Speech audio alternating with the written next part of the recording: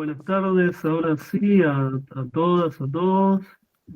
Buenas tardes, buenas noches, según los lugares de donde estén. Mi nombre es Julio García, soy integrante, digamos, de la Secretaría de Extensión de la Facultad de Psicología de la UNR y realmente un gusto eh, saludarles, darle la bienvenida a todas, a todos a este conversatorio virtual denominado Claudio Naranjo, su legado en la psicoterapia, organizado por el CEPIC, el Centro de Estudio de Psicoterapia Interdisciplina y Comunidad. Ahí me salió.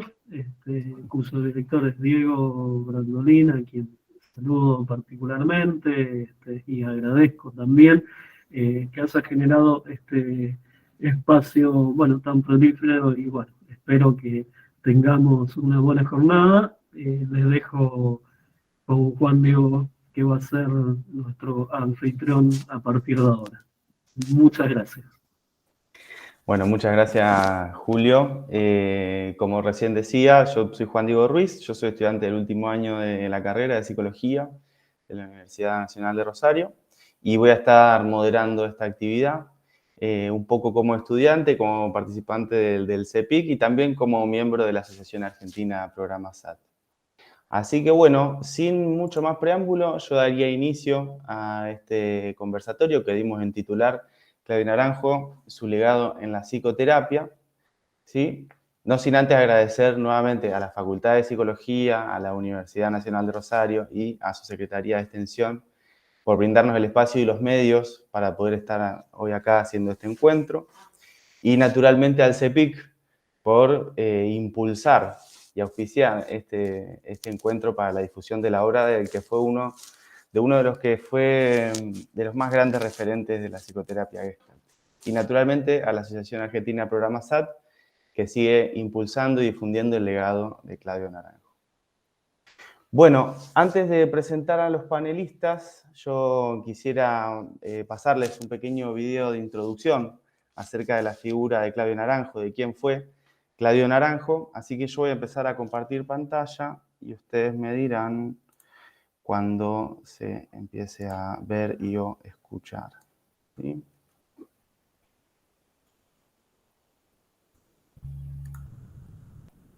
A ver. Sí. Díganme si se ve, por favor. Sí. Perfecto. Sí, se comenzó, ¿no? Bien. Entonces comenzamos. Claudio Naranjo nació el 24 de noviembre de 1932 en Valparaíso, Chile. De pequeño tuvo influencias musicales y una temprana incursión en el piano y la composición musical, afición que lo acompañó durante toda su vida. De joven eligió las ciencias médicas y en 1959 obtiene un doctorado en medicina de la Universidad de Chile. Allí se integra al Centro de Estudios de Antropología Médica, fundada por Franz Hofmann. También continuó su residencia en psiquiatría bajo la dirección del reconocido psiquiatra y psicoanalista Ignacio Mate Blanco. Durante la década de los 60, Claudio gana la beca Fulbright, siendo convocado por la Universidad de Harvard como profesor adjunto en el Centro de Estudios de la Personalidad, recibiendo la influencia durante su estadía de figuras de la talla de Gordon Allport y Richard Schultes. Su camino siguió años más tarde, al asociarse como investigador al Instituto de la Personalidad de la Universidad de Illinois, hasta encontrar su lugar en el mundo al llegar a Berkeley, California, donde ganó la beca Guggenheim y continuó sus actividades como investigador asociado del Instituto de Investigación y Evaluación de la Personalidad hasta 1970. Durante su época en California, tomó contacto con Fritz Perls en el creciente Instituto Esalen. Allí se convirtió en su alumno y aprendiz, hasta llegar a desarrollarse como terapeuta gestáltico. Con el tiempo, Claudio Naranjo se convirtió en uno de los pocos sucesores que Fritz dejó en Esalen, cuando éste decidió emigrar a Canadá, dando comienzo así a su trayectoria como referente internacional en el campo de la psicoterapia gestáltica. En 1970, Claudio sufre la trágica muerte de su único hijo, Matías, marcando el gran punto de inflexión en su vida. Esto lo llevó a emprender, bajo la guía de Óscar Ichazo, un largo peregrinaje al desierto de Arica, en Chile, lo que experimentó como el comienzo de su vida contemplativa.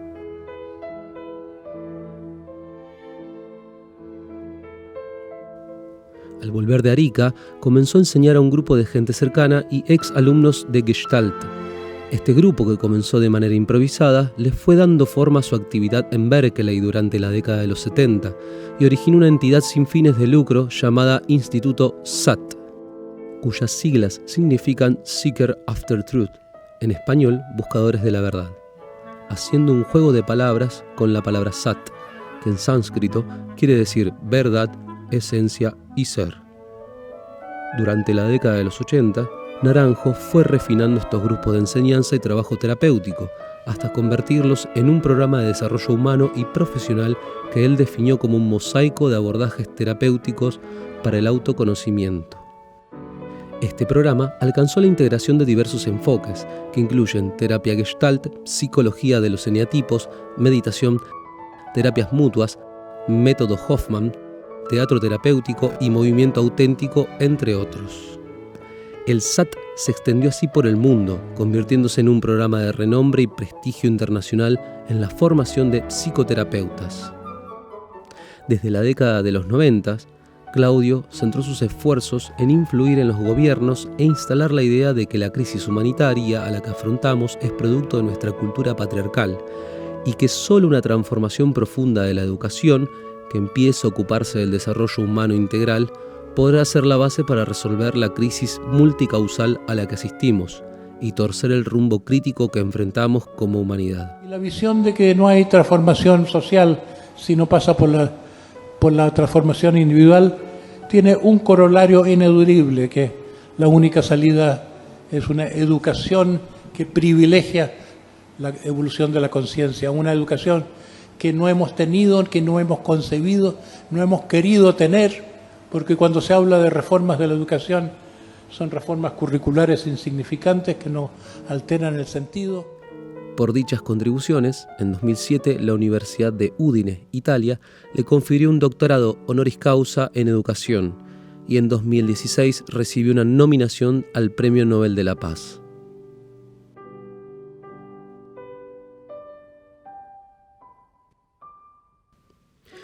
El 12 de julio de 2019, a los 86 años, Claudio Naranjo falleció en su residencia en Berkeley, dejando en todo el mundo una semilla sembrada en pos de la transformación de la sociedad y la educación.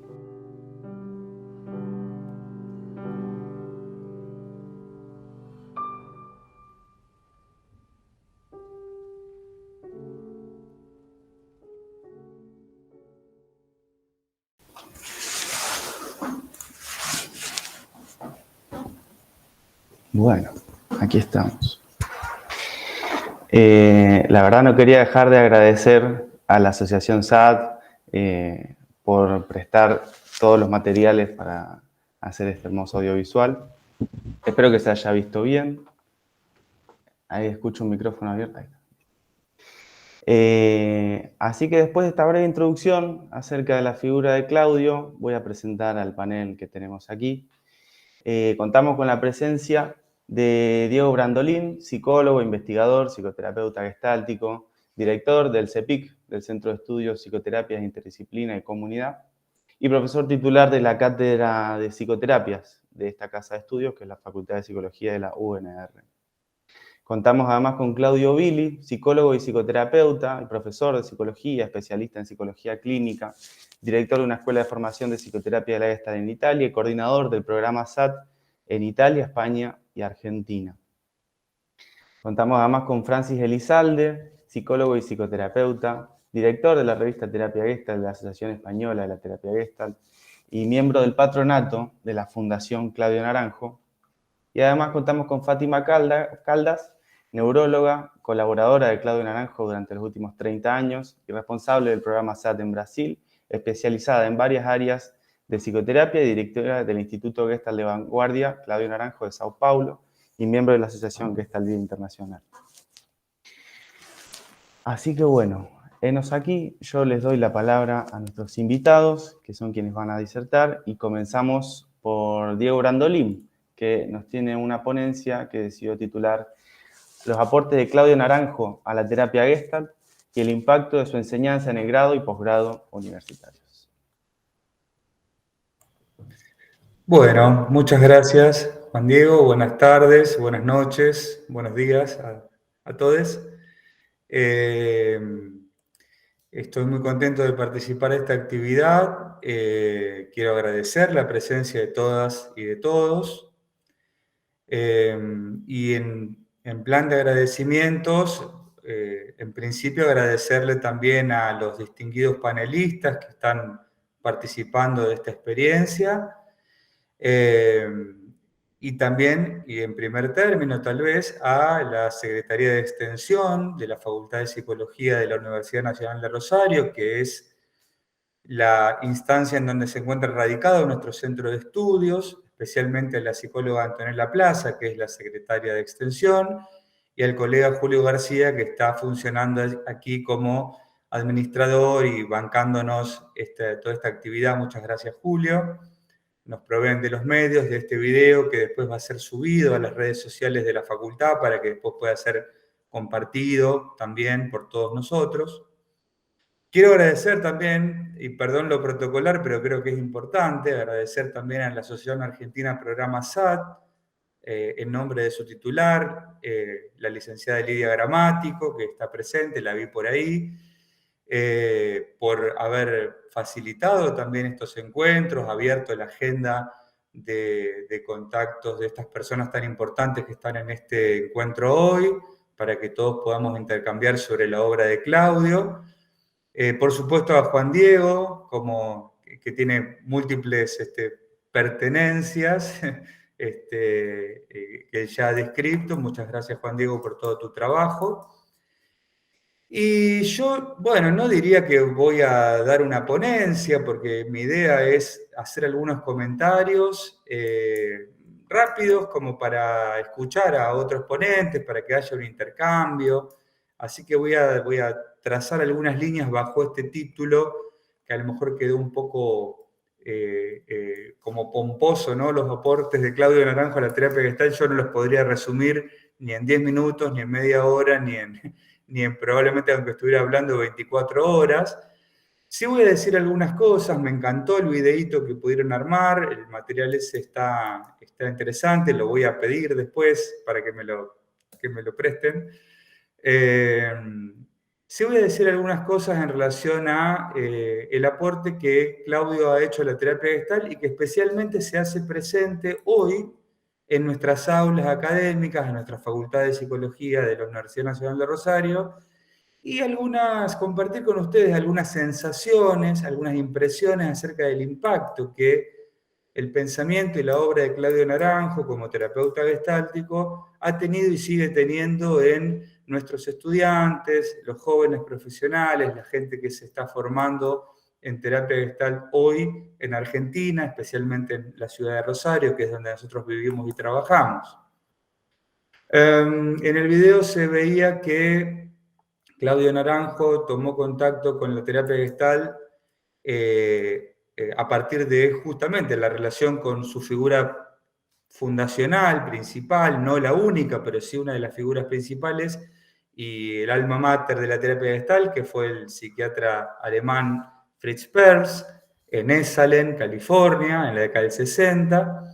Y a mí me gustaría señalar que debemos la posibilidad de enseñar terapia Gestalt hoy, en Argentina y en Rosario, a la existencia de Claudio Naranjo, porque Claudio justamente a fines de la década del 60, cuando estaba en un contacto muy refrescante con Fritz Perls y con su obra y con su método terapéutico, él decidió a fines de esa década hacer una estancia en Santiago de Chile, su ciudad natal, a la que hacía algún tiempo que no visitaba, porque bueno, como ustedes escucharon, Claudio fue acreedor de varias becas que le permitieron perfeccionar su formación en un amplio espectro de intereses, porque era un intelectual muy completo. Pero a fines de los 60 él decidió volver a Santiago de Chile, a hacer una estancia allí en esa ciudad, en su universidad alma mater, que fue la Universidad de Chile, donde llevó justamente las enseñanzas de la terapia Gestalt que él estaba aprendiendo casi en paralelo de su trabajo en Esalen con Fritz Perls. A partir de ese contacto, Claudio, cuando fue a Santiago de Chile, no solamente se dedicó a difundir la terapia Gestalt, sino que también activó varios de sus intereses que al mismo tiempo podía mantener. Sobre todo retomó el trabajo con Hoffman en la investigación de sustancias psicodélicas y la aplicación en el trabajo terapéutico. Pero bueno, yo me voy a dedicar específicamente a hablar de la terapia Gestalt. Él formó un grupo de docentes e investigadores de la Universidad de Chile, la mayoría de ellos profesionales de la salud mental, que empezaron a nutrirse de las enseñanzas de Claudio y a interesarse en el método terapéutico que plantea la terapia Gestalt. Especialmente hay una psiquiatra que también fue discípula del profesor Mate Blanco, que está mencionado en el video, que es la doctora Adriana Schnake, la nana, para el apodo con el que mayor familiaridad la conocemos en la comunidad gestáltica, que fue una de las discípulas más brillantes que tuvo Claudio en su estadía en Chile, y fue la que rápidamente captó intuitivamente el valor del método terapéutico que Claudio estaba generosamente compartiendo en ese momento, fines de los 60 en Chile, y es la figura de Adriana Schnake, la nana, la que permite, principalmente, si bien hubo otras vías, es la que permite el ingreso de la terapia Gestalt en Argentina a partir de la década del 70, porque Adriana Schnake empieza a viajar a Argentina en el año 1972, empieza a desarrollar workshops para, a su vez, enseñar lo que Claudio le había estado enseñando y le continuó enseñando, porque Claudio estuvo un año, no sé si llegó a 2 años en Santiago de Chile y volvió, y ahí sucedió la trágica muerte de su hijo, esto que se relata en el video introductorio. Pero bueno, Adriana Schnake continuó la obra de Claudio de la introducción de la terapia Gestalt en Argentina, en Chile, en otros países latinoamericanos como Uruguay, Perú, en Brasil, y Claudio, por supuesto, es considerado la figura iniciadora de la terapia Gestalt en todo el mundo de habla hispana. Y entiendo yo que en Brasil también. Le vamos a preguntar a Fátima, que seguramente sabe de esto. Entonces, bueno, me parece que como figura fundacional, como promotor principal, es necesario destacar que gracias a que Claudio, con mucha generosidad, a fines de la década de los 60, llevó la terapia Gestalt a Chile, y a partir de ahí que otras personas como Adriana Schnake, como Francisco Uneus, continuaron esa difusión, la terapia Gestalt pudo llegar a Argentina, primero a Buenos Aires, después a otras ciudades de la nación argentina, finalmente a Rosario, y hoy, ya desde hace varios años, la terapia Gestalt es una disciplina que se estudia en la formación de grado de la Facultad de Psicología de la Universidad Nacional de Rosario, forma parte de una asignatura que yo estoy coordinando. Todos los estudiantes y las estudiantes de psicología tienen un contacto con la terapia Gestalt, tal vez no intensivo, pero sí por lo menos introductorio, que permite despertar el interés, la inquietud, la iniciativa. Y desde hace varios años también hemos abierto un espacio de formación de posgrado de terapia Gestalt en la Facultad de Psicología de la Universidad Nacional de Rosario, porque están pasando varios profesionales distintos que están dando forma a una comunidad gestáltica cada vez más incipiente, cada vez más nutrida. Estamos desarrollando investigación clínica en base a la terapia Gestalt también, tenemos proyectos de investigación en curso sobre diferentes aspectos de la terapia gestáltica.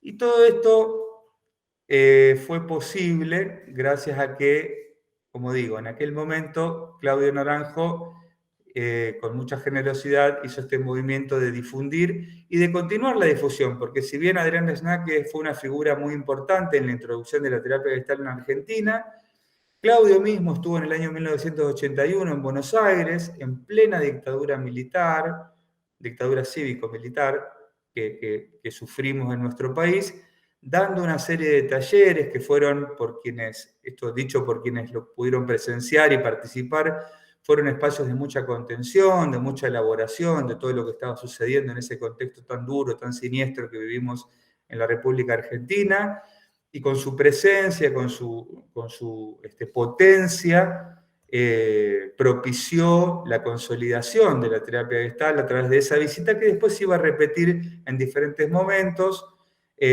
por lo menos en el marco de la terapia gestal. Incluso él fue la figura principal, el orador inicial del Congreso Internacional de Terapia Gestal que tuvo lugar en el año 2007 en la ciudad de Villa Giardino, en la provincia de Córdoba, en nuestro país.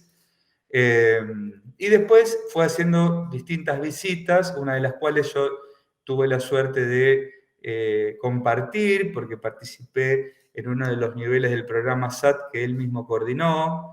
Yo no me voy a acordar en qué año, ya hace algunos años, pero tuve la suerte de participar en ese espacio con él. Entonces, bueno, nada, poner en valor que la figura de Claudio Naranjo hace a la tradición y la herencia de los y las gestaltistas rosarinos, argentinos. Gracias a la figura de Claudio nosotros pudimos desarrollar y continuamos desarrollando nuestras carreras académicas, nuestras carreras en relación a la asistencia en salud, en el ámbito de la salud privada y de la salud pública. Entonces, realmente yo quiero, sobre todo, marcar este mensaje de gratitud de la figura de Claudio. Es mucho lo que nosotros le debemos, y es mucho lo que seguimos aprovechando de seguir profundizando en su obra, ¿sí? Especialmente, y voy a decir un par de cosas más para ya dejar la palabra y escuchar a los otros interesantes ponentes que tenemos hoy, pero quería compartir con ustedes que en estos años de trabajo, tanto en el grado como en el posgrado, como les decía recién, nosotros ya introdujimos la terapia gestal en el ámbito del grado en el año 2007, en nuestra carrera de psicología.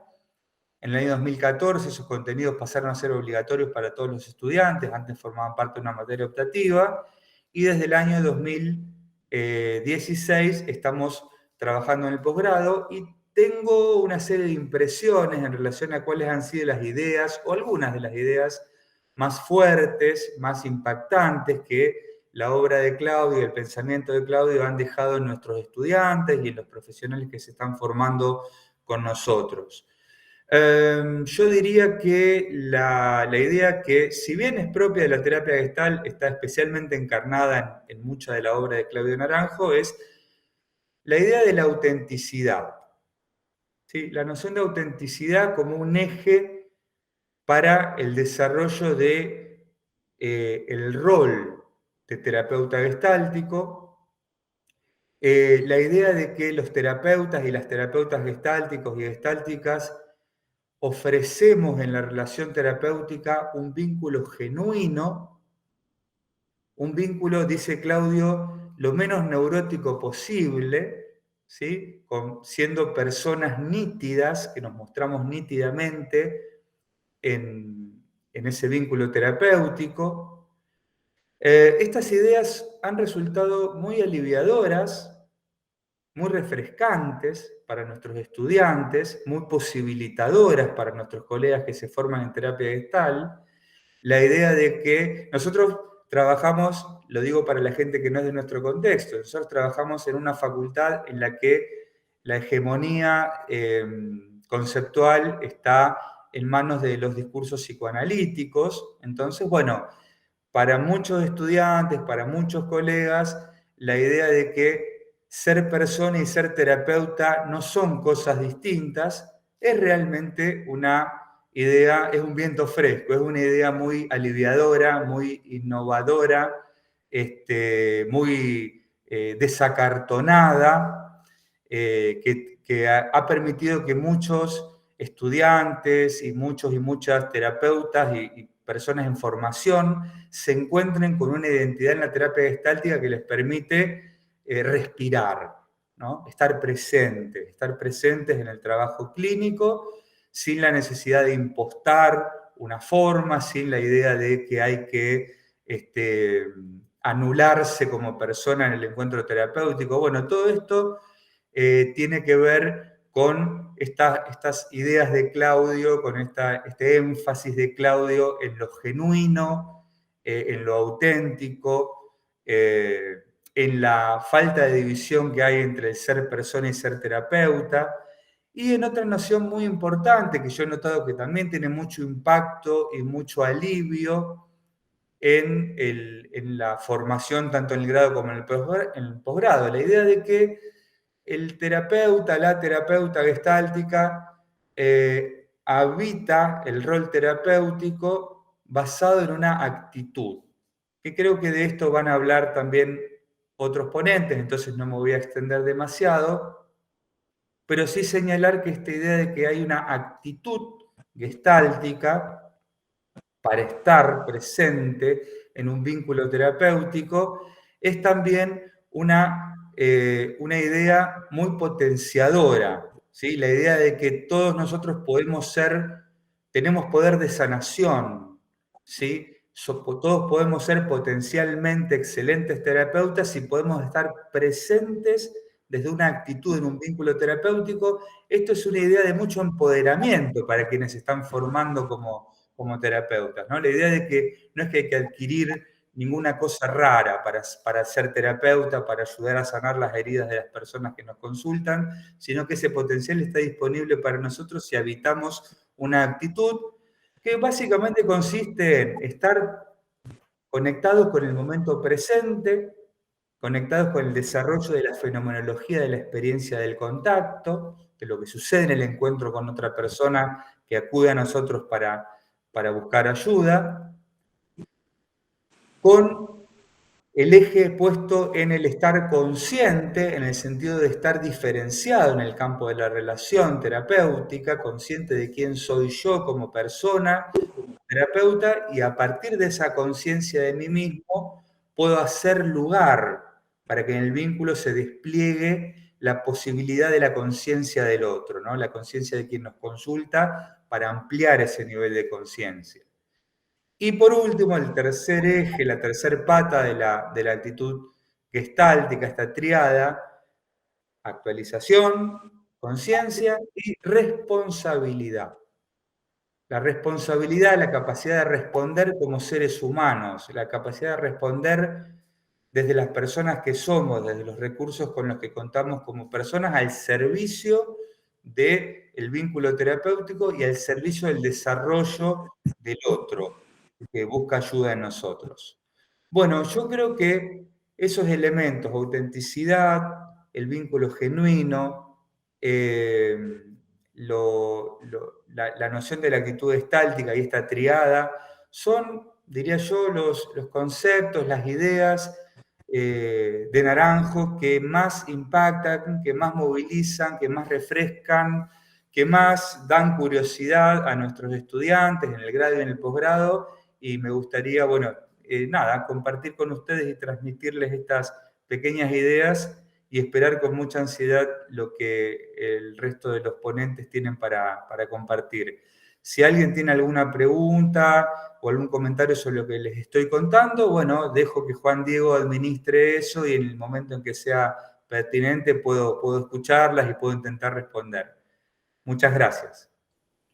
Muchas gracias a vos, Diego. Y me das el pie justo para recordar esto que no dije al principio, que es todas las dudas, comentarios, preguntas, no duden en anotarlas y una vez que pasen las ponencias de los invitados que tenemos, abrimos a preguntas, ¿sí? Así que no duden en ponerlas por escrito y después las retomamos.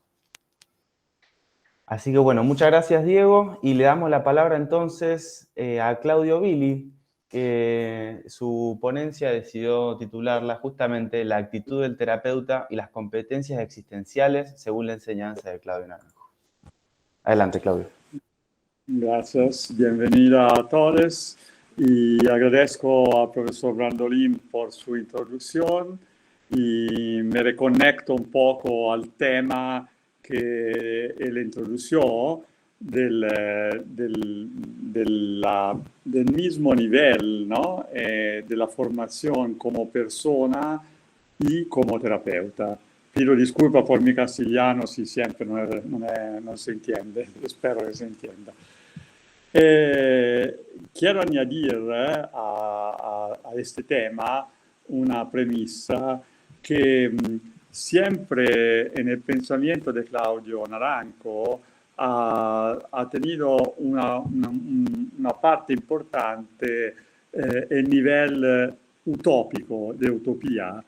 Cuando hablo de utopía, más allá de su significado etimológico, yo me refiero a un'utopia che anticipa las necesidades de una época y por lo cual tiene un valor muy revolucionario, ¿no?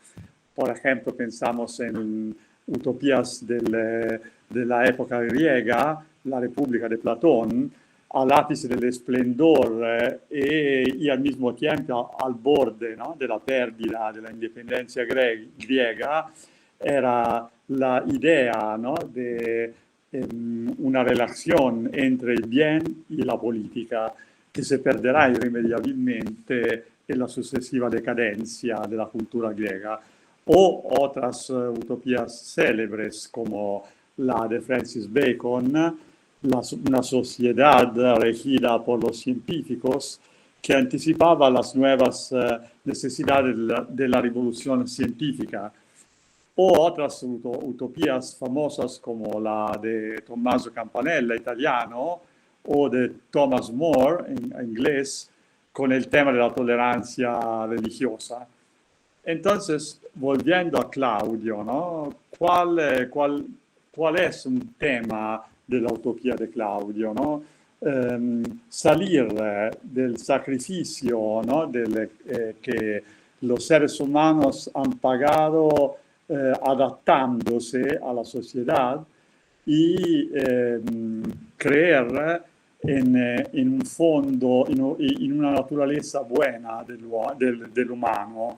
Entonces, pensar en un nuevo humanismo, o sea, la idea de un hombre que exalte las componentes más creadoras, pero que también esté en grado de superar el aislamiento narcisista que en manera tan pesada condiciona hoy en día la alteridad. O sea, es bajo la mirada de todo que necesitamos hoy poner al centro un ideal de hombre al que pueda ser devuelto su original potencial perdido, un hombre capaz de relacionarse con una menor dependencia de la jaula del propio ego caracterial. Y Claudio Naranco pensó varias veces cómo realizar esta utopía. Nunca en su vida abandonó definitivamente la idea que la educación habría podido ser uno de los más potentes y profundos volantes de este cambio. Una reflexión sobre el cambio no puede prescindir del abrir un espacio a la utopía educativa. Por eso ha sido propuesto para el premio Nobel, ¿no?, de la educación.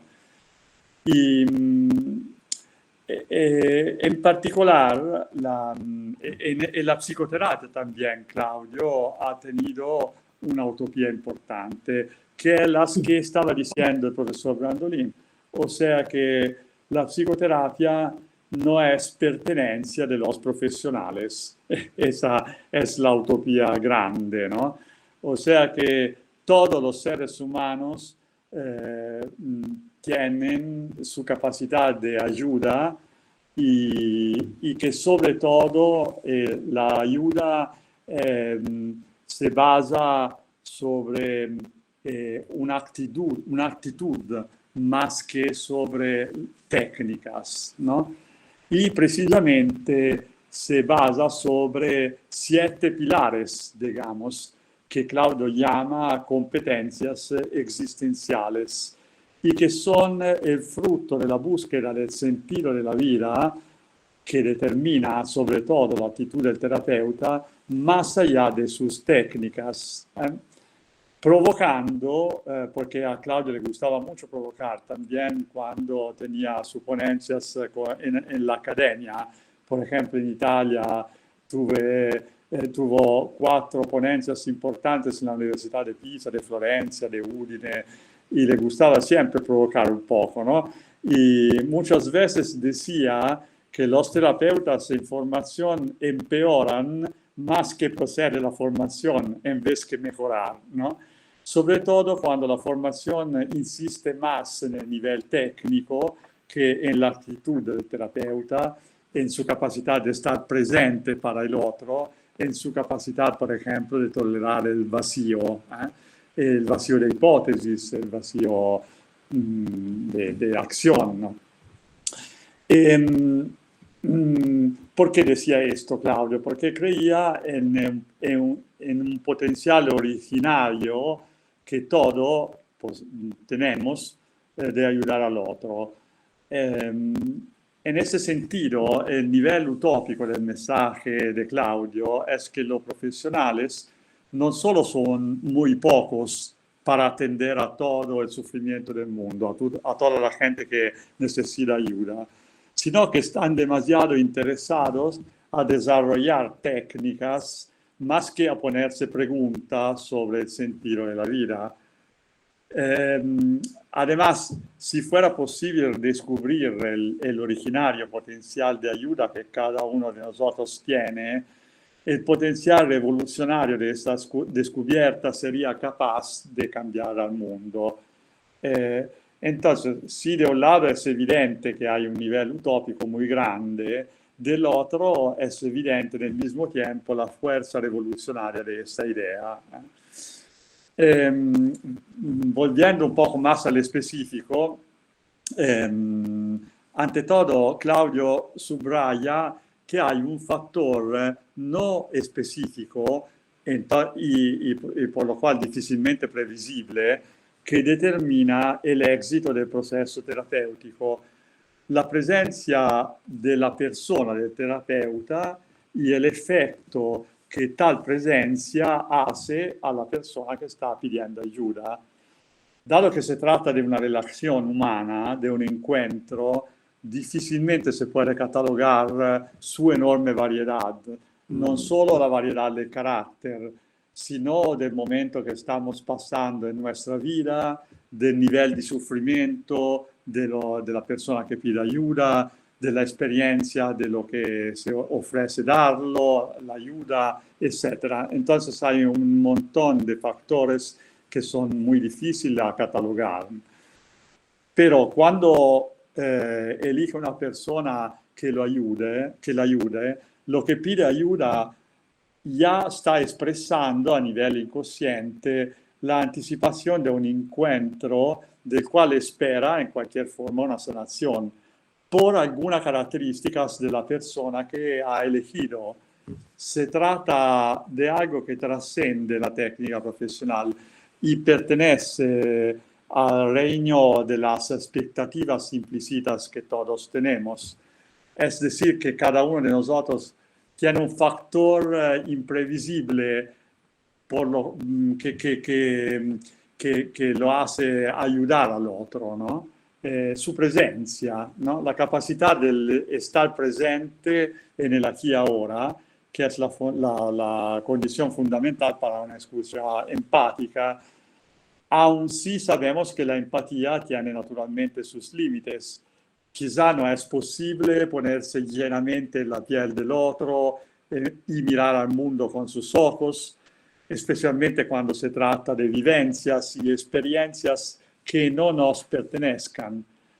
Pero estamos tan acostumbrados en la vida de todos los días a vivir el contrario, en el sentido de la indiferencia, de la distracción y del juicio, que muchas veces es suficiente bajar un poco nuestro narcisismo y ponerse verdaderamente en la actitud de servicio para escuchar al otro. Y otro recurso importante es el no hacer, ¿no?, en la relación de ayuda. Claudio solía proponer el ejemplo del cambio de marchas del coche. Hay diferentes posiciones que corresponden a las varias técnicas que se pueden utilizar, pero hay una que es la posición neutral, en que simplemente quien ayuda acepta el no hacer nada, mientras que el que pide ayuda explora, experimenta su camino. Esa es una capacidad, una intencionalidad más que una técnica, una actitud, ¿no?, hacia la vida, ¿no?, hacia la relación. Así como otra actitud fundamental es decir la verdad, o sea, en otras palabras, confrontar. Más allá de la técnica, como decía Fritz Perls, tengo ojos y no tengo miedo a la relación, o sea, decir lo que veo sin juicio, sin manipular, sin intentar obtener algo, sino simplemente para que lo veo, para que lo que veo pueda servir al otro, aun cuando no le guste. Y puedo decírselo de una forma más amorevole, más amorosa, ¿no?, también si es una confrontación. Entonces, para expresar esas actitudes, como decía el profesor Brandolin, necesitamos en un cierto sentido estar bien, sentirse bien, no vivir una carencia demasiado grande, en otras palabras, no ser demasiado neuróticos. Parece que este requisito, que en el siglo pasado era tan tenido en cuenta por el psicanálisis, por ejemplo, hoy en día se ha pasado de moda en algunas formaciones terapéuticas, ¿no?, más estratégicas, más técnicas, como si las técnicas pudieran sustituir a la persona. En ese sentido, Claudio decía que un buen terapeuta hay que ser ante todo una buena persona.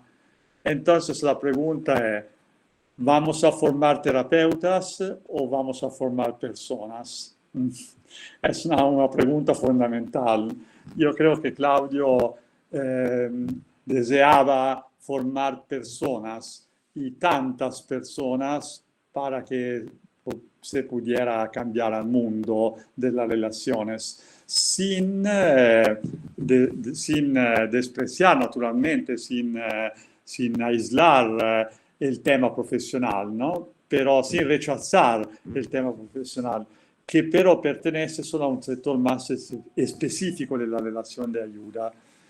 Entonces, ¿cómo formar buenas personas? ¿Cómo formar personas no tanto neuróticas?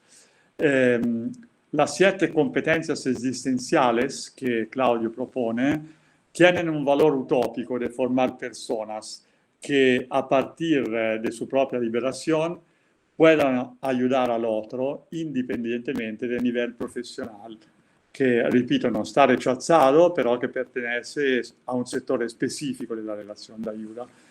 ¿Cuáles son las 7 competencias existenciales? Voy solo a nombrarlas porque claro que cada una de estas requiere una profundización muy larga. La primera es la liberación del animal interior, que significa incluir el instintivo, el nivel instintivo en nuestra propia vida, porque el nivel instintivo está aplastado por la sociedad, por las reglas, por la represión. Entonces, no podemos sentirnos bien como seres humanos si nuestro animal interior está enjaulado y sacrificado, ¿no? Entonces, estamos frustrados, estamos, ¿no?, con grande frustración. La segunda competencia existencial es cómo desarrollar el sentido del otro que los animales tienen, los mamíferos tienen, o sea, cómo desarrollar la compasión, ¿no? Hay como se dice en ámbito cognitivo-conductual, se habla de la terapia de tercera generación y hay una forma de training, ¿no? De aprendimiento de la compasión. Yo creo que cuando hablamos de esto estamos afuera del sentido de Claudio, porque la compasión, ante todo, es una experiencia existencial y personal, es como pasar a través del vacío, del dolor y darse cuenta de su propio dolor para comprender el dolor del otro.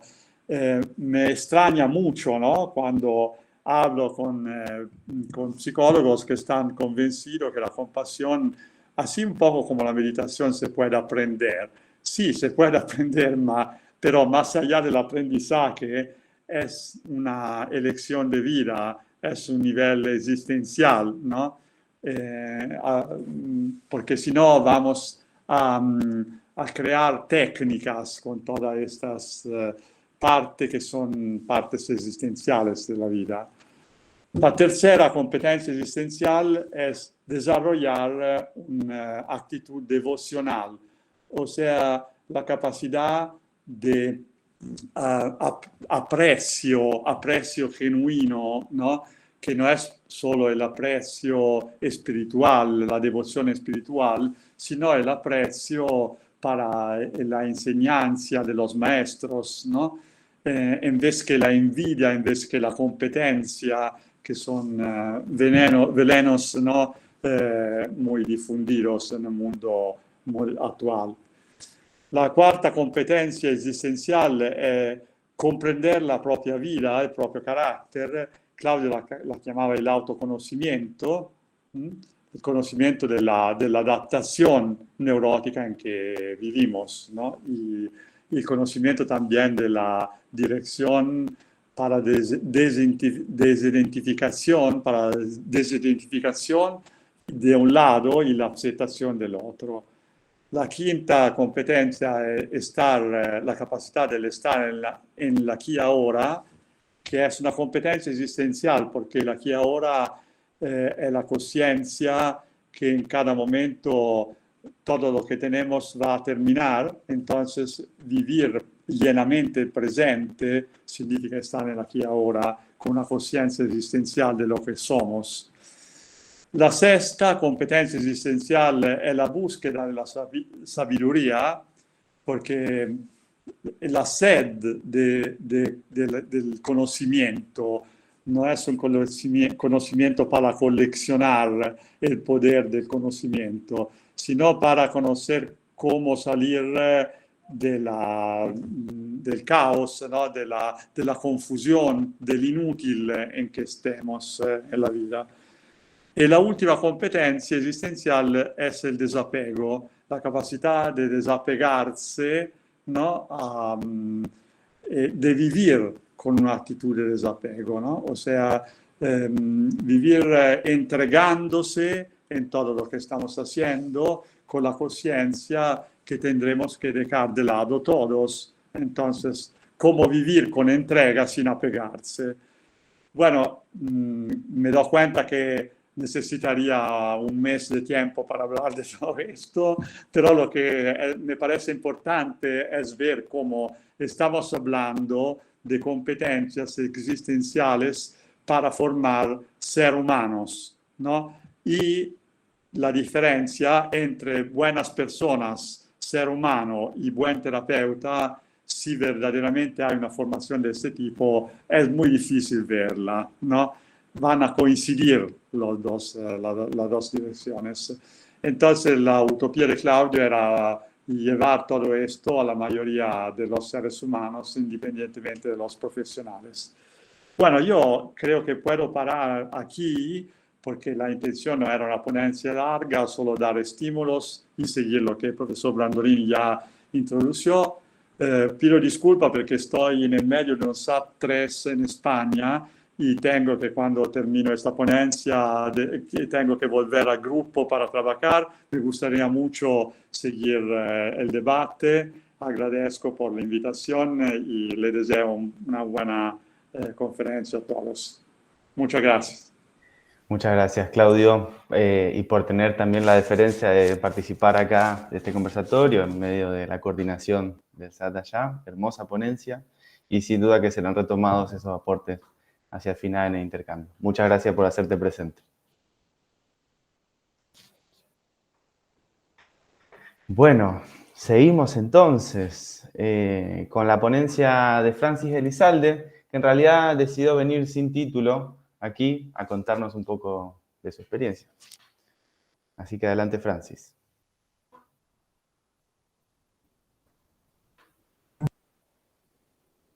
Estás muteado todavía. ¿Ahora? Ahora sí, sí. Ahora sí. Qué hermoso, qué hermoso. La aportación de Claudio. Qué capacidad de síntesis tan interesante y tan viva de lo que es la terapia, de lo que es la educación, de lo que es la utopía y de cuál era la forma de vivir de Claudio y su forma de moverse en un mundo incierto, ¿no? Cuando me ofrecisteis esta ocasión de estar aquí, me sorprendió mucho. Yo vivo en España, estoy estos días descansando, un poco de vacaciones después de un año intenso, y conozco a Lidia y conozco gente por allí, y me hizo pues mucha ilusión. Pero luego me dijeron, ¿qué ponencia? Uy, qué ponencia, no sé. Yo cuento un poco cosas sobre la aportación de Claudio en mi propia vida, ¿eh? Yo, en el año 83, era paciente de un psicoterapeuta que en aquel momento no era ni conductista ni psicoanalista, sino de la tercera vía. Había muy pocos de esos. Yo estaba convencido de que estaba muy mal, muy loco y muy... Luego supe que eran ataques de ansiedad lo que tenía. Y fui donde alguien que me dijeron que era un psiquiatra, que no era un psiquiatra, que hacía cosas muy fuertes con el cuerpo y trabajé un poco cosas reichianas y bueno, encontré una forma de expresarme y iba muy bien. Y él conectó con gente de otras escuelas, además de la bioenergética, por ejemplo, con Paco Peñarrubia, aquí en España, con gente que buscaba una tercera vía, ni el viejo psicoanálisis, el muy viejo, el un poco fosilizado psicoanálisis, ni el conductismo muy, muy fosilizado, que es lo que a mí me tocó estudiar cuando yo estudié psicología. En la facultad mía solo había conductismo, nada más de conductismo, y se reían de los que no eran conductistas, así que no estudié nada. Me enteré de muy poco, pero bueno. Entonces me llevaron un día a un taller, me llevaban de vez en cuando a talleres que daban personas, talleres de fin de semana. Esa vez fue Claudio Naranjo, fue su segundo taller en España. La incipiente comunidad gestáltica en España, que eran 50 personas, le habían conectado porque había estado con Fritz Perls y sabía hablar en castellano. Había un gestaltista hispanohablante, entonces le trajeron y entonces hizo, y yo estuve allí participando como un paciente. Y era raro porque teníamos vivencias muy de descargas, muy intensas, muy interpersonales. Y Claudio preguntaba y escuchaba y preguntaba una y otra vez, ¿cómo estás? ¿Cómo estás? ¿Cómo estás? Y con eso casi valía, ¿eh? Yo era un paciente, yo iba donde me llevaba mi terapeuta, pero mi terapeuta con tantos otros volvieron a traerle y volvieron a traerle. El año 84 hice con él el proceso Hoffman, con Claudio, con Guillermo Borja. El año 85 empezamos a hacer algo que se llamaba el protoanálisis, que era el análisis del carácter de cada quien. Y el año 87 hubo un primer congreso en España internacional de Gestalt. Eran años de mucho movimiento social en España y Claudio hizo una presentación formal de la Gestalt, que fue el origen, así como decías tú, Diego, el origen en Argentina, el origen en España. La llegada de Claudio y el grupo que se aglutinó en torno a él. Y la primera experiencia de SAT, que fue el mismo año 87, cuando nos fuimos un mes entero a un desierto en Almería a convivir y a cocinar y a hacer todo juntos y a aprender del cuerpo como entrenamiento de futuros terapeutas. Esa era la idea.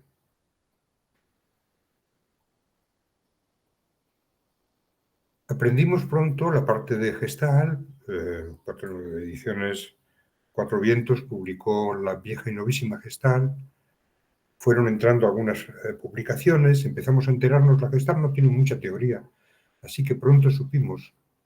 Pero Claudio enseñaba Gestalt, trabajaba desde la Gestalt y de muchas más cosas. Por ejemplo, para hacer aquellos encuentros internacionales que se llamaron SAT en España, él nos dijo un año antes a quienes iban a ir que leyésemos a Karen Horney, una psicoanalista, que leyésemos carácter y evolución, o carácter, para que tuviésemos un vocabulario común. Porque si no venía gente del psicoanálisis, venía gente de la Gestalt, venía gente del focusing, y dijo, yo creo que esta mujer, que esta visión del psicoanálisis creada en los años 50, tiene una solidez extraordinaria, y quiero que cuando digamos una u otra palabra todos nos entendamos de la misma manera. Cuando nos la decíamos durante el mes entero de entrenamiento, conviviendo, durmiendo, trabajando, cocinando y pasando las noches juntos, como hicimos. Entonces, desde entonces, Claudio, yo una cosa que le he agradecido muchísimo es que no dijo solo, mirad lo que yo os enseño, sino a ti que te interesa. ¿Cuál es tu trayectoria? Síguela desarrollando un poco más de tiempo.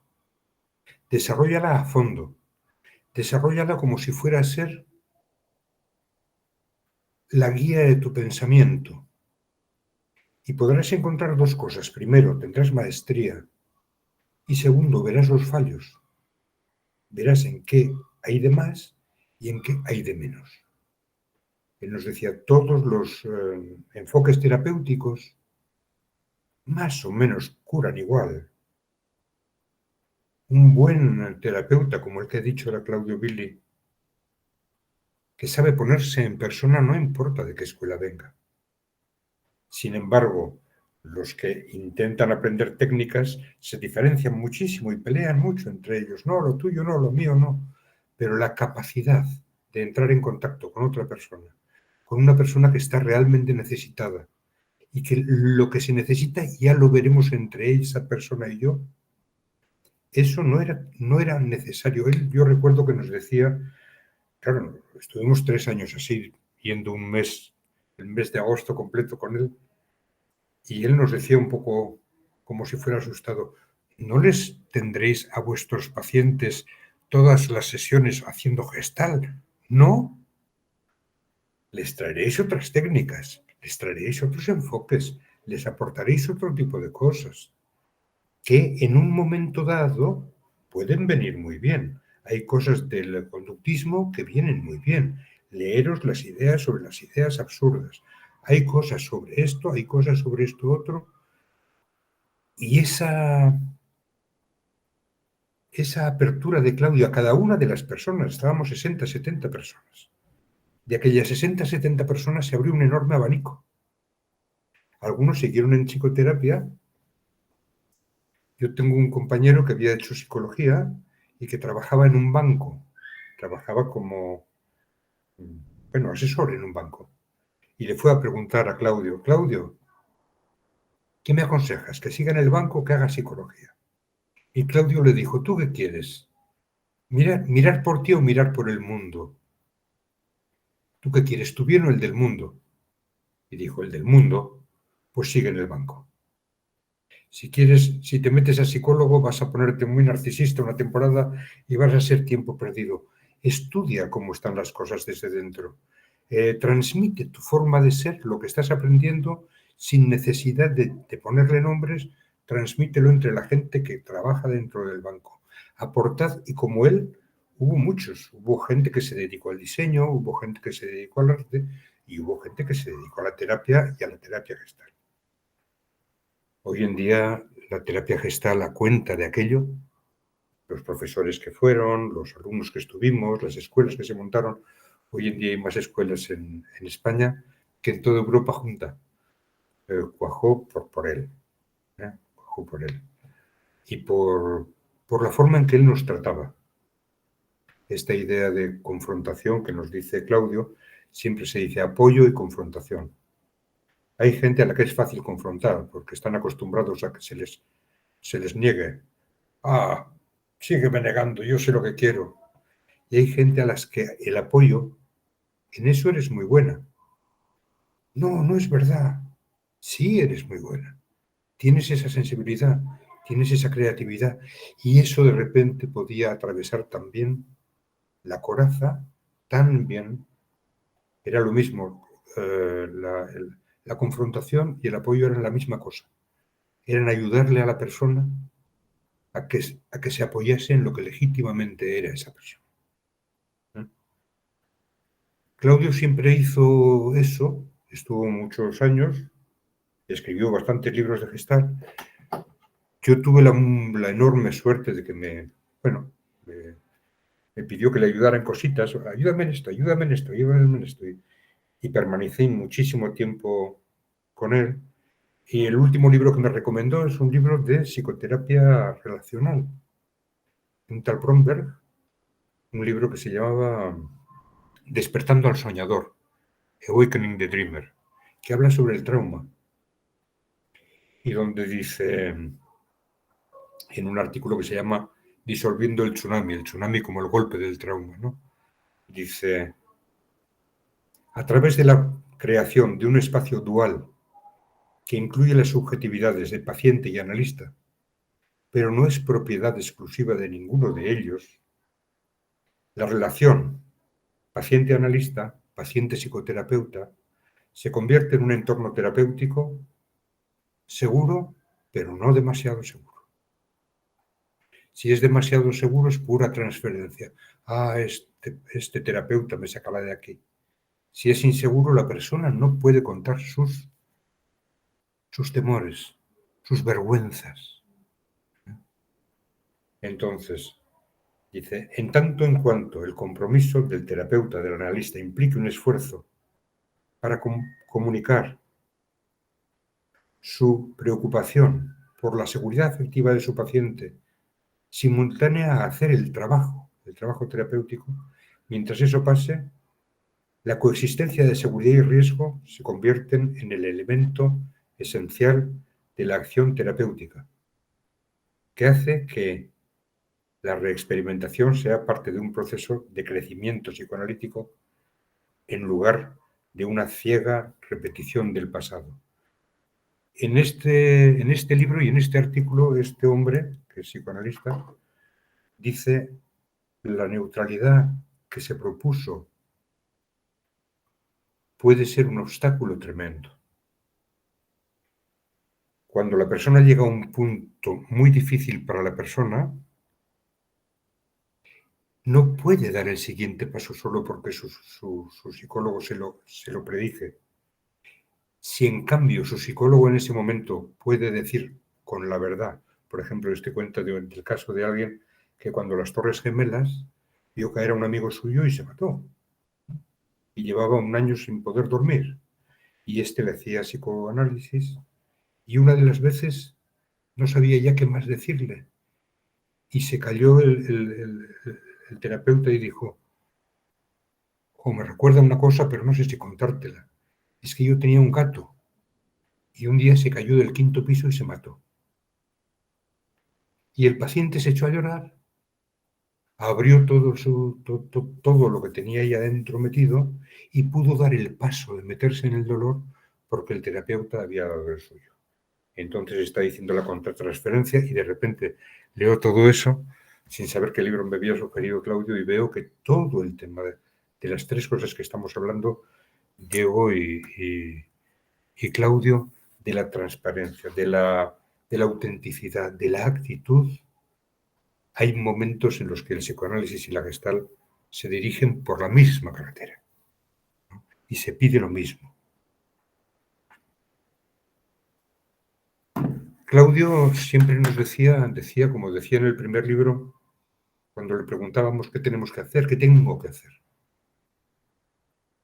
Él ponía una tarea, pero él decía lo que dice en su libro, decía prescripción e ideal. Por ejemplo, prescripción. Atiende a tus sensaciones. Bien. Yo soy el doctor, te veo muy despistado y te voy a prescribir una medicación. Atiende a tus sensaciones físicas, ¿de acuerdo? Pero sé que no sueles atender a tus...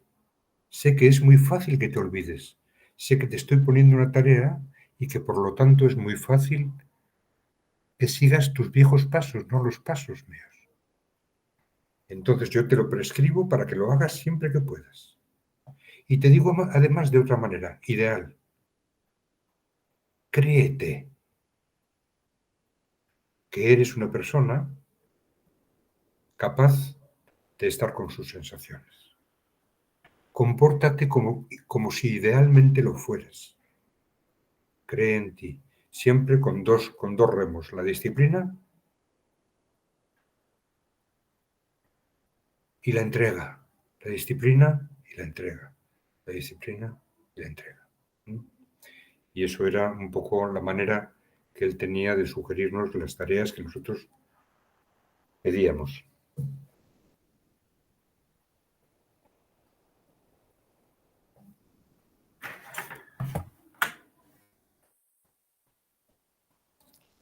Como sabéis, Claudio estudió mucho lo que llamaríamos los tipos humanos, los caracteres. Los caracteres es una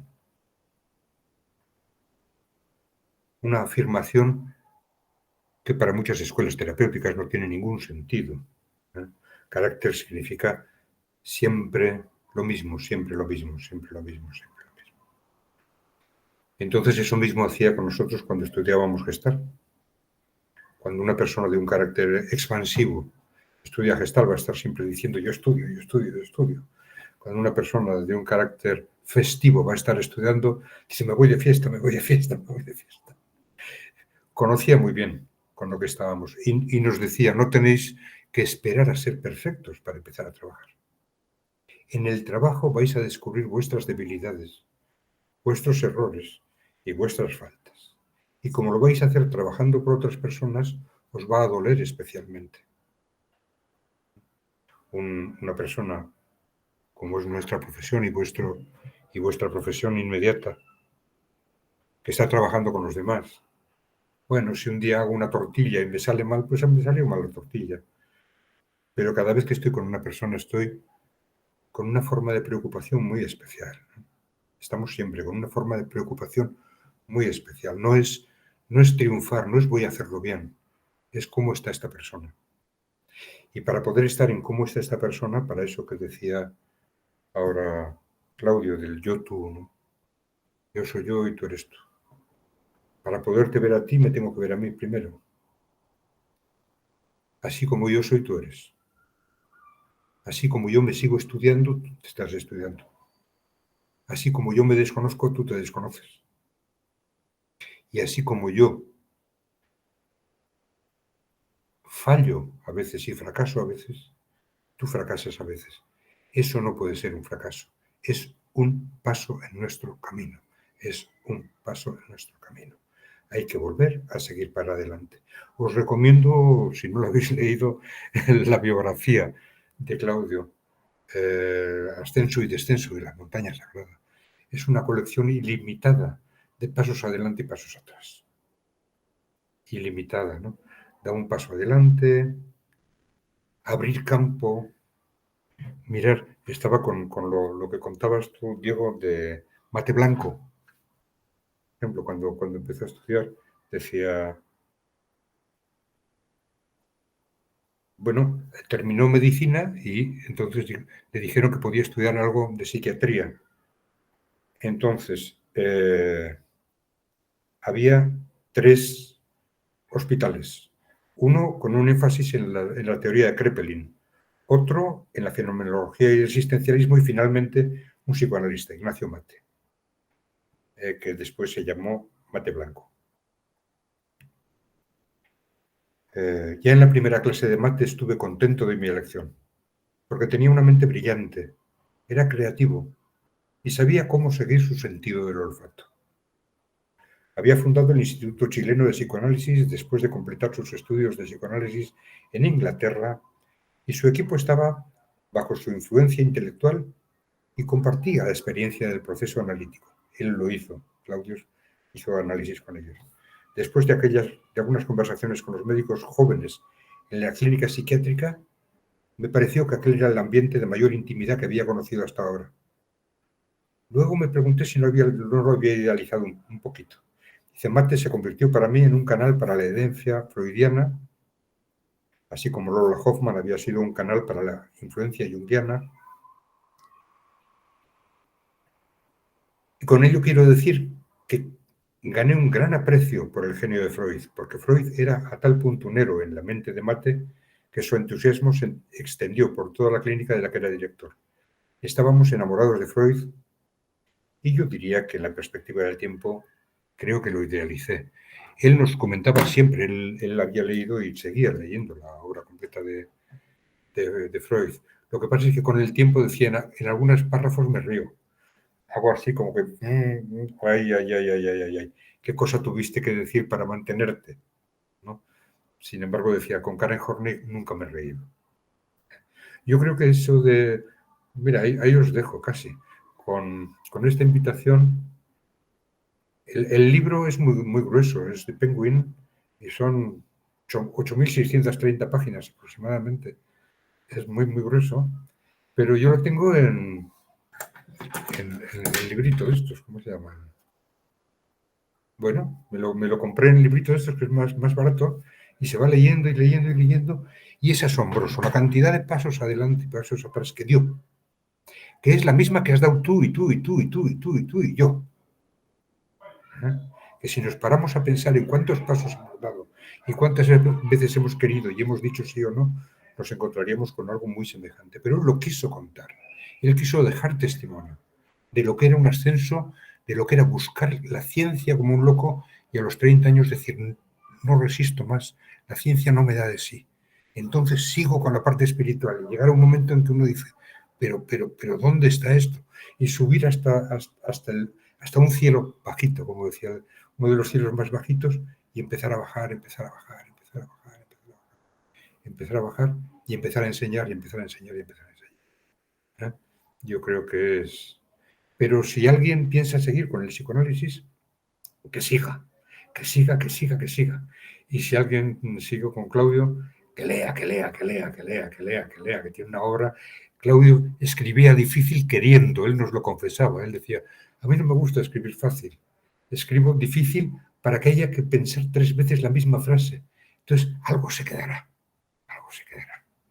Así que cada quien su propio caminar y en el camino nos encontraremos. Muchísimas gracias.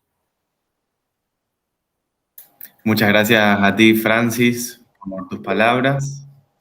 Y bueno, entonces seguimos después de esta brillante ponencia para darle la palabra a Fátima. Fátima, ¿estás ahí? Sí, ¿me escuchan? Buenas escucha bien. tardes, buenas tardes a todos.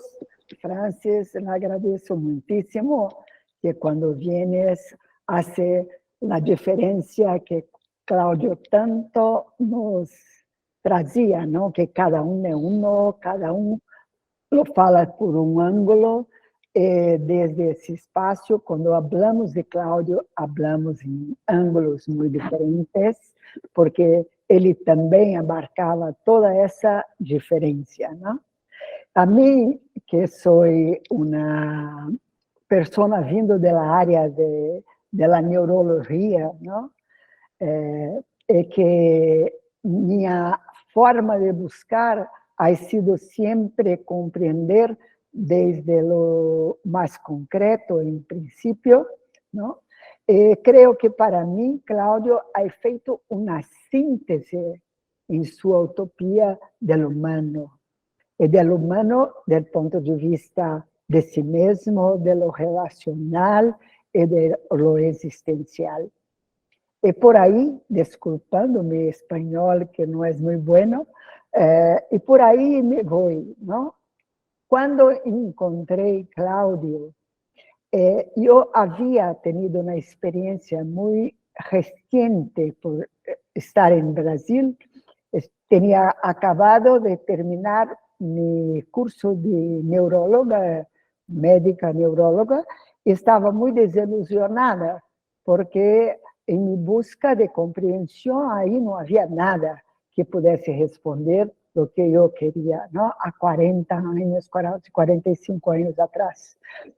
Había tenido la oportunidad en Brasil de beber un copo de ayahuasca, que era ingerir neurotransmissores que conhecíamos pouquíssimos e abrir uma experiência interna que não havia referência para mim em nenhum sítio, que não era alucinação, mas uma experiência de percepção muitíssimo diferenciada de tudo que eu conhecia.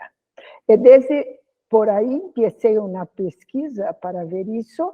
Encontrei os primeiros estudos de Cláudio em Putumayo, na Colômbia, onde ele começava a falar disso, e fui em sua direção. E o que encontrei é o tema que penso poner como uma meta para poder dizer o que penso, não, de Cláudio em relação a sua terapia e a Gestalt, que Cláudio está muito além da Gestalt, que trouxe uma conexão com muitas coisas, mas que não são coisas diversas, que são coisas que se somam, e que para mim, desde a compreensão profunda de que o caminho da Gestalt é a liberação da autorregulação organísmica para que se pueda experienciar o real transpersonal que somos, ¿no? E desde essa síntese que foi possível, ao ter o contato de Cláudio e iniciar como neuróloga com essa experiência, que a partir de enxergar, de mirar a verdade, frente ao outro, e poder cada vez mais diferenciar onde está a evitação, os jogos, as evasões, e mirar o caminho da verdade, não? Onde está o que é original, onde está o ser além da forma, onde está aquilo que é mais real. E desde esse processo, que é, não, vamos dizer, o argumento principal da Gestalt, pero ir além, que não solamente ter um momento de poder tocar a verdade e de liberar algo, pero isso é muito além, é como um sentido da vida, como uma busca mais profunda, dentro disso que Cláudio traz, somando a la Gestalt, a compreensão através do quarto caminho, que traz essa imagem do Enneagrama, da estrutura dos eneatipos, que eu vejo somar com a Gestalt de uma forma muito preciosa. A princípio, não, se pensamos a Gestalt como a possibilidade de estar soltos com nossa intuição, com a verdade, com estar aí e ir através da experimentar o contato real, pero dentro dessa visão que temos uma essência e temos um caráter, é que há algo que está sobreposto por el caráter, que é o que estamos procurando no momento da presença, no momento do contato, o que é original, e que tem uma correlação muito grande com as filosofias que estão ligadas à compreensão mais transpersonal do humano.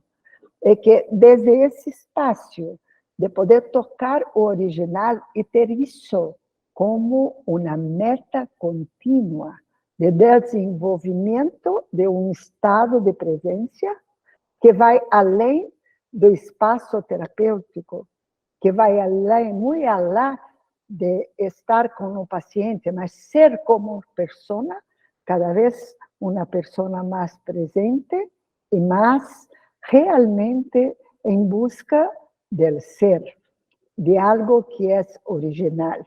Então, quando penso e vejo, não, poder estar como um gestaltista realmente com base na espontaneidade, com base na transparência, na intuição e na presença, pero com uma seta interna que é muito clara, a verdade e a intimidade real com o ser.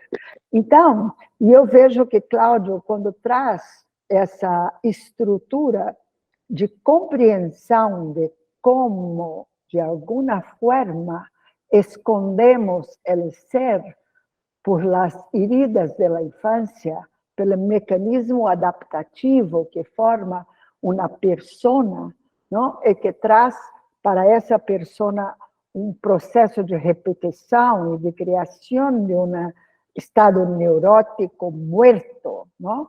Que não há vida, não há aí vitalidade, é que o terapeuta gestáltico vai desenvolvendo essa capacidade de poder perceber em si e no outro que está morto, o que não está vitalizado.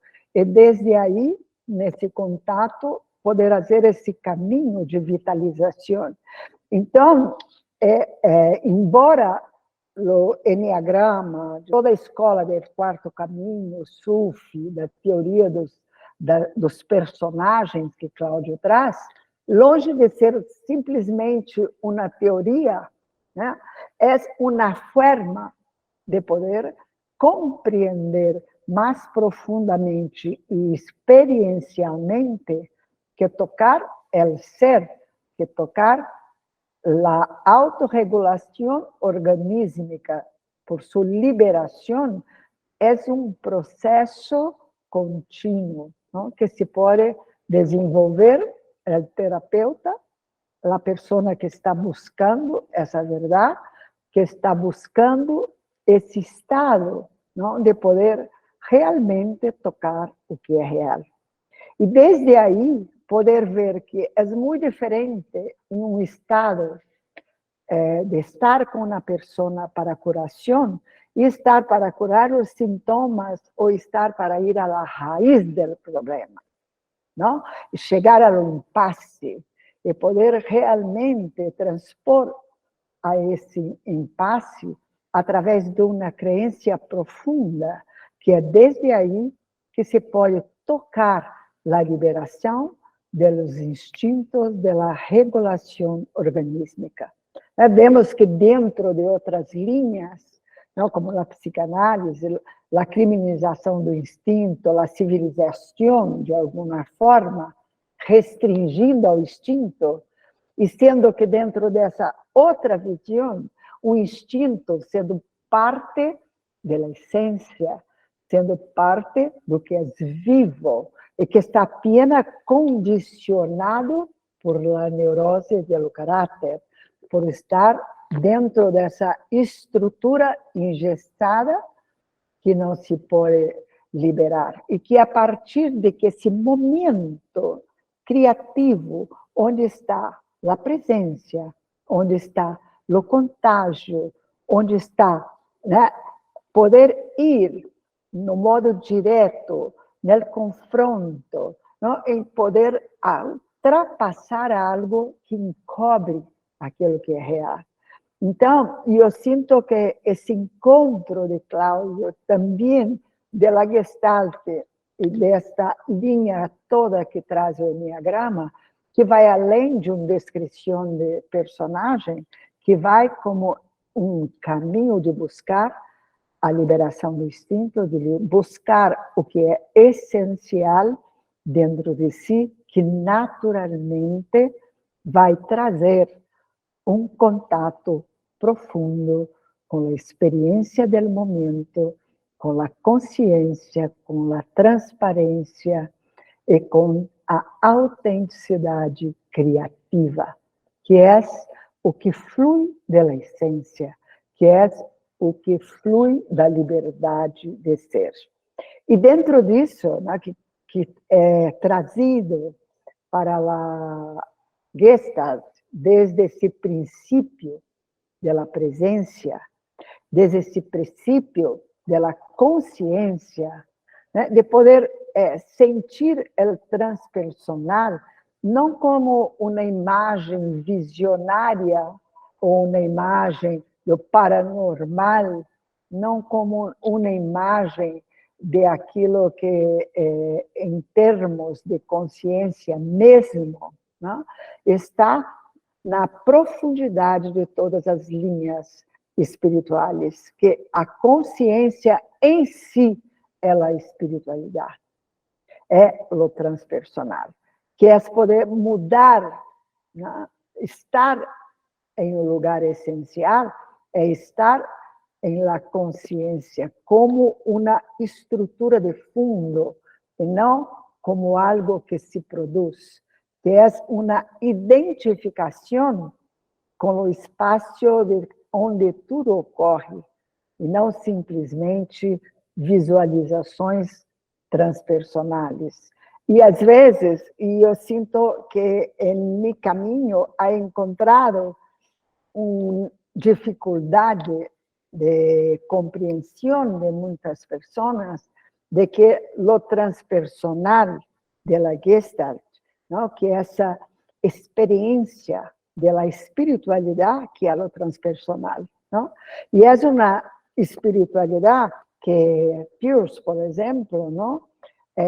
Havia uma aversão às religiões que é muito diferente da espiritualidade em si, que é essa possibilidade de encontrar algo que está além daquilo que é transitório, daquilo que é engessado, daquilo que é condicionado por la persona, por la neurose, que é um estado profundo de liberdade, que é um estado profundo de espontaneidade e de criatividade, onde a identificação é com o próprio espaço. E desde aí, não, que quando ele fala de Friedlander, do espaço neutro, né, da indiferença criativa, que há um espaço onde tudo se passa, não, que se pode ficar fértil, que é um espaço onde tudo pode se dar e, ao mesmo tempo, é um espaço vazio, não? Que vazio é este, que compreensão se pode tirar mais profundo dessa compreensão da transpersonalidade.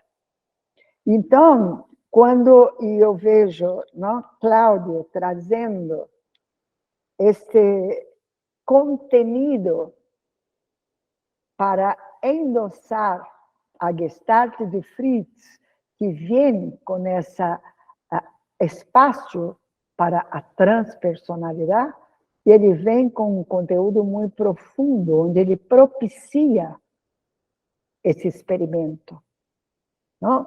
Trazendo conceitos do budismo, não? De Bodhi é o despierto, aquele que está presente, que está acordado, que está identificado com a consciência clara, não? Que é o contenedor e não o contenido. E que desde aí, a compreensão da Gestalt quanto transpersonalidade vem através da experimentação. É algo que não se pode passar como uma teoria, é algo que é necessário se experienciar para saber do que se fala, não?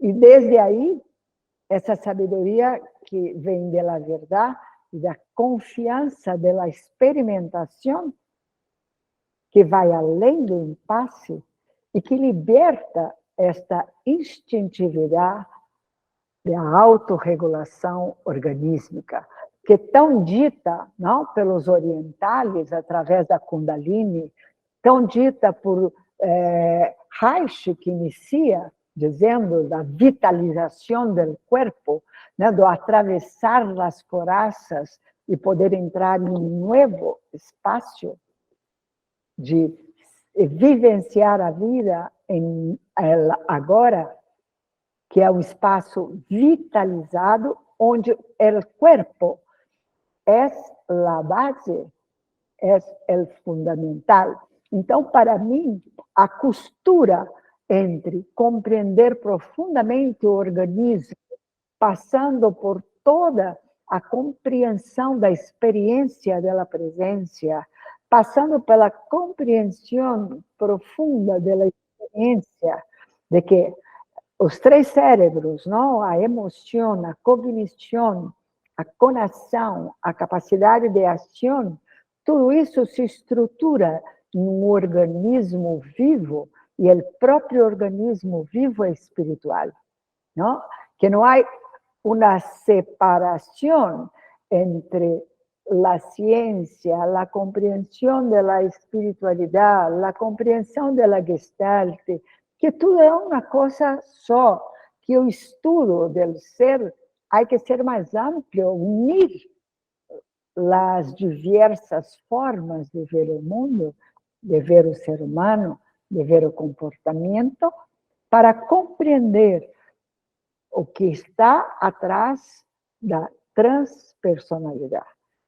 Porque Cláudio, para mim, ele tece essa costura muito clara, trazendo desde o organismo vivo, liberado das coraças, o que se passa, a energia vital que é sensível, pero é sensível para quem la puede experimentar, porque antes de experimentar não sabes o que é, não? Então, há que experienciar o que é a liberação mesmo da energia, da liberação da presença, da liberação dos sentimentos e da experiência da transpersonalidade. Então, isso, não, que estar aí, quando Fritz fala de seu momento em que há tenido um satori, não? Que há tenido uma experimentação de consciência clara, que nada mais é do que estar identificado profundamente com o contenedor, com a própria consciência em ela aqui e agora.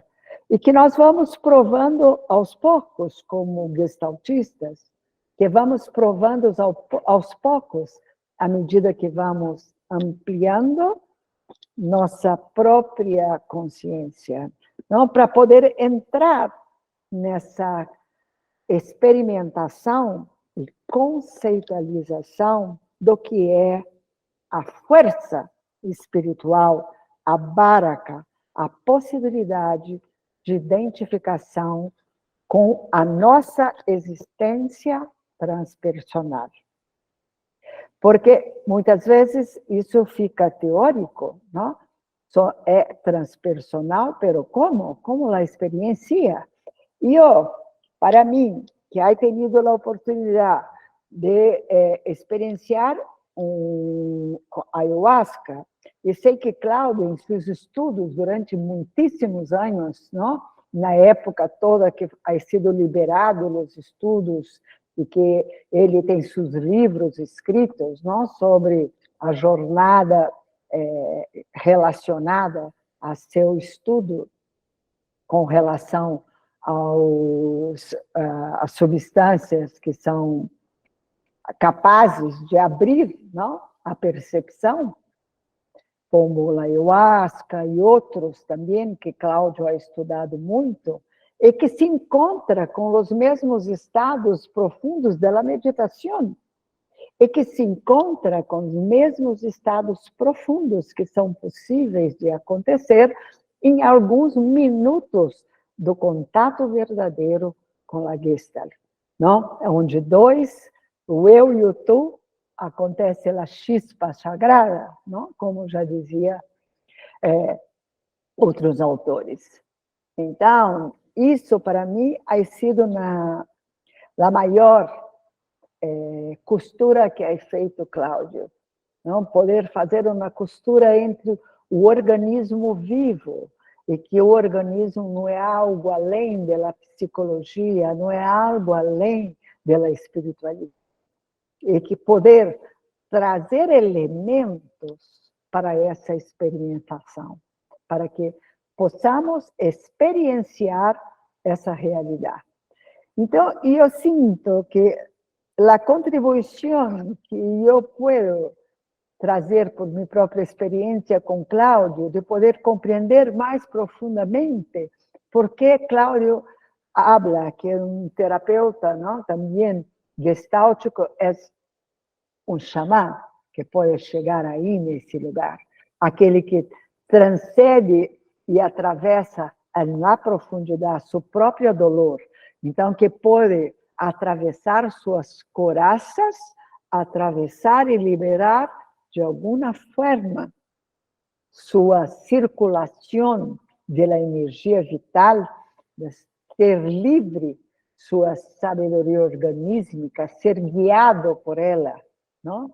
E poder, desde aí, experimentar uma consciência mais ampla da transpersonalidade. E desde aí, em el encontro, a transmissão se dá de uma forma muito profunda. Pero isso é um caminho, não? Como diz o próprio Peirce para Cláudio uma vez, né? El diabo é sábio mais por lo tempo que tem de velho do que de diabo, não? E que também a importância da experiência e da importância da consciência de los dois lados, não? Que somos anjos e filhos da puta, não? Que ao mesmo tempo há a coraça, há o personagem, pero também há a essência. E sermos conscientes do personagem é muito diferente de sermos escravizados por ele, que é um outro sítio existencial. Então, para mim, essa confiança nessa intuição profunda, essa confiança de que é desde aí o contato com a consciência de si, e estar em campo fenomenológico da consciência com o outro, é que vai abrir o processo da experimentação mais profunda. Desde o neurótico casual de aquele momento a um desenvolvimento muito mais amplo, incluso que hace um sentido da existência, que é o sentido de descobrir de alguma forma, não? Que é a semente de algo, de resgatar essa possibilidade de florir a partir de uno mesmo, e não a partir de algo que vem, não da plaga da civilização, de algo que tem que ser, que tem que fazer, vamos dizer assim, a escravização do deveria, ao invés de simplesmente florescer. Eu creio que o que tenho para contribuir nesse momento, nessa costura de tudo que ha sido Cláudio Naranjo e sua contribuição para a psicoterapia, está por aí. Então, agradeço muitíssimo e espero poder ter contribuído a algo. Muchas gracias a vos, Fátima. Ha sido también una hermosa ponencia. Así que yo entonces en este momento dejaría, ahí la gente manda sus aplausos, corazones, que las dudas, comentarios, preguntas, intervenciones que quieran hacer del público, si las tienen anotadas por ahí, si se han quedado con algo en el tintero, simplemente levantan la mano, que ahí el Meet les permite, tiene un botón con una manito, levantan la mano y les vamos dando la palabra por orden en que vayan apareciendo.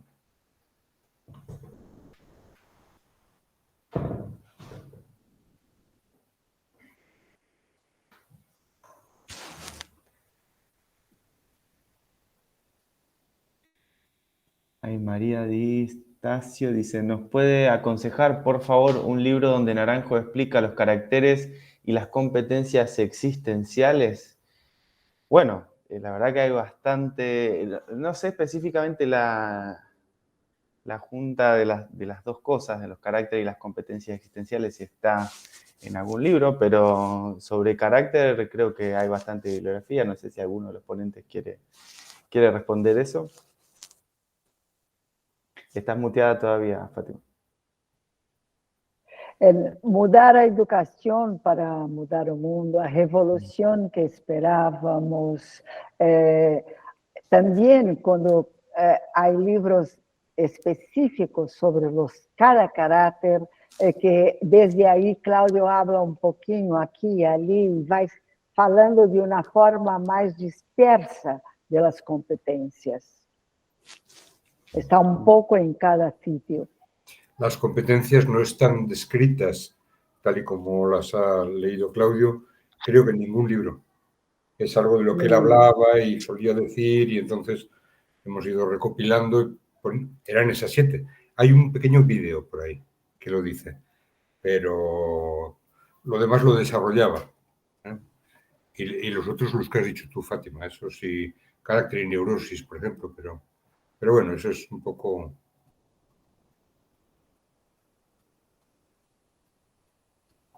E há também muitos livros que Cláudio fala mais, não, da parte espiritual, transpersonal, que de aí também se pode pegar um ou outro, não? Piensas, Francis, que por aí também, não? Se pode captar uma aqui, outra ali. Claro. Claro. Hay una persona preguntando qué es lo SAT, escrito, ¿no? SAT quiere decir Seekers After Truth, ¿no? Como buscadores de verdad, y también ser verdad en sánscrito. Y es un conjunto de terapias acopladas a Gestalt, meditación, cuerpo, todo que se puede, un popurrí de cosas que se entrelazam que faz com que a pessoa possa experimentar de si mesmo um caminho de transformação que tem 4 etapas de 10 dias e que tem como uma porta de entrada o Enneagrama, o estudo da psicologia dos Enneagrams. E todo o fundamento do trabalho está com a Gestalt. Sí. Yo creo que la palabra buscadores es fundamental, ¿no? O sea, al SAT van buscadores, gente que está incómoda, inquieta, que no acaba de encontrar la verdad de algo y que está dispuesta a correr algunos, en fin, usted dígame lo que tengo que hacer y yo lo haré y a ver qué pasa. Y en el SAT se crean condiciones para que esa búsqueda cada cual pueda tenerla. Es una síntesis un poco alquímica de cosas, donde se trabaja por la mañana, al mediodía, por la tarde, por la noche, con la gente a solas en meditación, con teatro, con un montón de cosas, ¿no? Y es un poquito alquímica, no es solo una suma de cosas.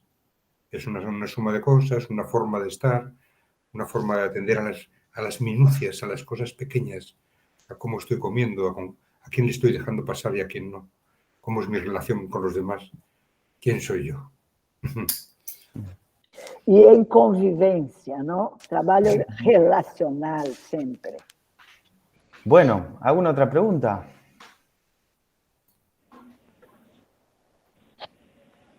¿Alguien que se quede con algo en el tintero? ¿Soléis hacer muchas cosas de estas? ¿Tenéis? Porque habéis dicho al principio, gracias a la universidad, y que os concede, y que vosotros soléis, es costumbre vuestra en debates de este tipo. Yo diría que sí. No sé, a ver, Diego, a ver qué le parece. Tiene más trayectoria que yo en la universidad. Pero en general, sí, cada tanto hay alguna actividad, armamos, metemos, hacemos. Sí, en general hay actividades, muchas son presenciales desde que hemos empezado a dejar atrás la pandemia. Entonces volvemos a encontrarnos físicamente, que siempre es más enriquecedor, pero que por supuesto limita la posibilidad de que hoy nos encontremos con personas que están lejos físicamente, pero que aquí nos podemos estar mirando. Así que sí, todos los años organizamos distintas actividades desde el Centro de Estudios. En esta ocasión surgió esta iniciativa de parte de Juan Diego y la articulamos y con la colaboración de Lidia también pudimos armarlo, pero yo diría que sí, que tratamos de difundir todo lo posible. A lo mejor para algunos es mucho, para otros es poco, tal vez necesitemos más, seguro. No siempre los tiempos nos lo permiten, pero estamos con esa iniciativa y siempre abiertos a recibir actividades desde nuestro centro de estudios y desde nuestra casa de estudios, que es la Facultad de Psicología de Rosario. Pues estupendo. Muchísimas gracias. Estupendo. Gracias. Por favor, a ustedes. Magali Larriera tiene ahí una última pregunta y ya después cerramos este conversatorio. Buenas tardes. Gracias, Juan, por el espacio. Y no me puedo ir sin preguntar cuál es la mirada ante ellos con respecto a la educación actual, con respecto a la primera infancia, a ver si hay algo que me aumente mi corazón. Y me gustaría escuchar cuál es el pensamiento con respecto a esta situación. Gracias. Claudio era un apasionado por la educación, ¿no? Que para mudar el mundo ahí tenía que mudar la educación, que estamos en una educación para el comercio capitalista y no una educación para el ser, ¿no? Para dejar florecer. También que la primera infancia y la segunda, la posibilidad de vivir a espontaneidad sin tanta castración, ¿no? Puede haber una adecuación también a cada chico que es diferente un de otro y que hay más respeto a la diferencia, no a la diferencia como mal, ¿sí? La diferencia como un florecimiento, ¿no? Porque la escuela actual se coloca todo encuadrado para un mercado de trabajo y se esquece la particularidad de cada uno. Entonces, Claudia ha intentado muchísimo hacer con que la educación se ofrece una transformación. Y vimos tudo que falava con lente de aumento en la pandemia, ¿no? Que la educación no tenía ningún preparo a dar la parte emocional, la sustentación que los chicos necesitaban durante la pandemia, porque los profesores también no tenían. Y Claudio le decía que tenía que trabajar la educación a través de los educadores primero, porque si no, no hay cómo transformar la educación. ¿Algo más quiere hablar, Francis? Yo conozco gente que está trabajando aquí en primera edad, de 0 a 3 años, y me hablaban muy bien de gente de Argentina, de una mujer, por ejemplo, que se llama Mirta Chokler, que tiene unos estudios sobre trabajos que se hicieron en Hungría después de la Segunda Guerra Mundial y que son verdaderamente otra forma de atender la infancia, mirar aprendiendo de la infancia, como una forma de que el adulto aprendiendo de verdad, aprendiendo de cómo fuimos nosotros y cuáles eran los pasos por los cuales nos fuimos haciendo personas y por tanto los momentos en los que no podemos intervenir sin daño. Y yo creo que eso, vamos, Argentina también tiene un potencial, o siempre lo tuvo, ¿no? De enorme, de enorme cantidad de estudios psicológicos y seguro que, así que, no sé, pero esta Mirta Chokler, o sea, como algo de decir, es que tiene una claridad y una riqueza en exposición extraordinaria. Bueno, algo así. Bueno, gente, Entonces estamos por finalizado este conversatorio. Agradezco de nuevo a nuestros invitados, al CEPIC, a Diego, a la facultad, a la Secretaría de Extensión, a Julio que nos estuvo asistiendo. Y bueno, que esta sea la primera de muchas. Eso. Gracias a todos. Muchísimas gracias. a la Que invitación. vaya todo muy bien, que vaya todo muy bien, que vaya todo muy bien. Muchas gracias. Muchas gracias. La verdad, el sufrimiento es algo como lo que descubrió Freud al iniciar el movimiento terapéutico, que la gente sufre sin saberlo, que estamos mucho más descontentos, más insatisfechos de lo que sabe la personalidad superficial que contesta a quien nos pregunta ¿cómo estás?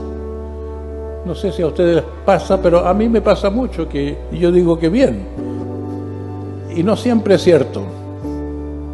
Es como si por conformidad, por uso social, hay una parte de nosotros que está mejor de lo que en verdad estamos.